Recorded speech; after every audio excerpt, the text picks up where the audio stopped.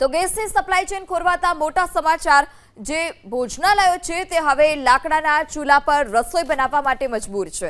યાત્રાધામ બહુચરાજીમાં પણ મંદિર ટ્રસ્ટ તરફથી શ્રદ્ધાળુઓ માટે સસ્તા દરે ભોજનાલય ચાલુ રાખવામાં આવી છે, જેમાં રોજના લગભગ 1000 થી 1500 જેટલા લોકો ભોજન કરે છે। હાલ ગેસ સિલિન્ડરની અછતને લીધે મંદિર ટ્રસ્ટે લાકડાના ચૂલા પર ભોજન બનાવવાની શરૂઆત કરી છે। ભોજનાલયના સંચાલકોનું કહેવું છે કે હાલમાં તેમની પાસે લગભગ 20 જેટલા ગેસ સિલિન્ડરનો સ્ટોક છે। રોજના 5 જેટલા ગેસ સિલિન્ડર વપરાય છે, એટલે 4 દિવસ ચાલે તેટલો ગેસ સિલિન્ડરનો સ્ટોક તેમની પાસે છે। તેથી દાળ, ભાત, શાક હાલ લાકડાના ચૂલા પર તૈયાર કરવામાં આવી રહ્યા છે અને પૂરી જ માત્ર ગેસ પર બનાવવામાં આવે છે, જેથી 3 જેટલા ગેસ સિલિન્ડરની બચત થાય। સંચાલકે તો એવું પણ કહ્યું છે કે પ્રશાસન તરફથી પૂરતા પ્રમાણમાં ગેસ સિલિન્ડર આપવામાં આવશે તે પ્રકારની ખાતરી આપવામાં આવી છે।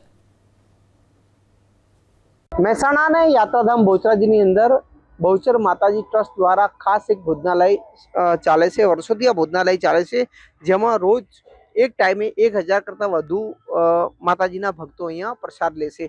જો કે હાલમાં ગેસ બોટલોની જે રીતે પરિસ્થિતિ ઊભી થઈ છે તેને લઈને ક્યાંક ને ક્યાંક હવે અહીંયા લાકડા ઉપર રસોઈ શરૂ કરી છે। જો કે પૂરતો ગેસ વ્યવસ્થા અહીંયા છે।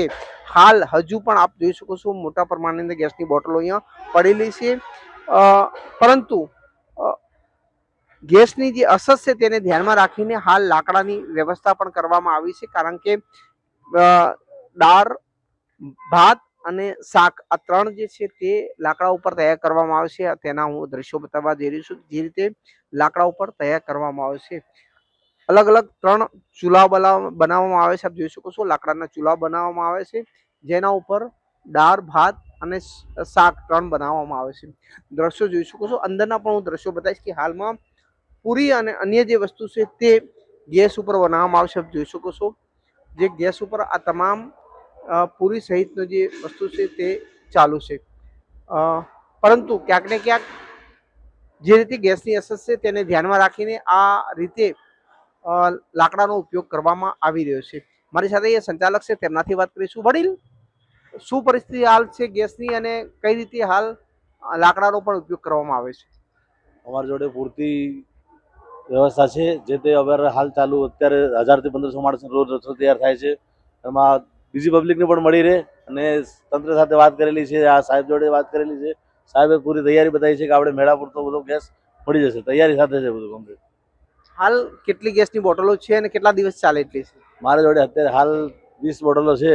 એવરી ડે 5 બોટલનો વપરાશ છે, જેથી કરી મેં 3 બોટલની અહીંયા બચત કરું છું, તો 2 દિવસ મારા થોડા લાંબા ચાલી જાય। એટલે રોજ 5 બોટલ વપરાય છે, હાલ 20 બોટલ છે, એટલે 4 દિવસનો તમારો સ્ટોક છે? 4 દિવસનો સ્ટોક છે અને એજન્સી જોડે વાત કરેલી છે, તૈયારી સાથે મને 2 દિવસમાં પૂરતો સ્ટોક પણ મળશે। ઓકે, તો હાલ આપ કઈ રીતે લાકડાનો પણ ઉપયોગ કરો કે લાકડાના ચૂલા પણ બનાવવા આવશે? કેટલી રસોઈ એના ઉપર તૈયાર કરો છો? લાકડાના ચૂલા ઉપર અમે દાળ, શાક અને ભાત 3 વસ્તુ તૈયાર કરી, જે તે કરીને અમારા 2 થી 3 બોટલ રોજના એવરીડે બચાવી શકીએ। સાંજે ખીચડી પણ બનાવીએ છીએ આનો પર। 3 બોટલ મળી જાય તો અમને 2-4 દિવસ થોડો થઈ જાય, જેથી યથાવત બધાને મળી રહે રીતે। તો સંચાલક છે તેમનું કેવું છે કે રોજ 5 બોટલની વ્યવસ્થા તેમને જરૂર હોય છે। સાહેબ, કેટલા લોકો અહીંયા ભોજન લેશે રોજ? 2 ટાઈમ થઈને 1500 થી 1700 માણસ રોજ જમે છે।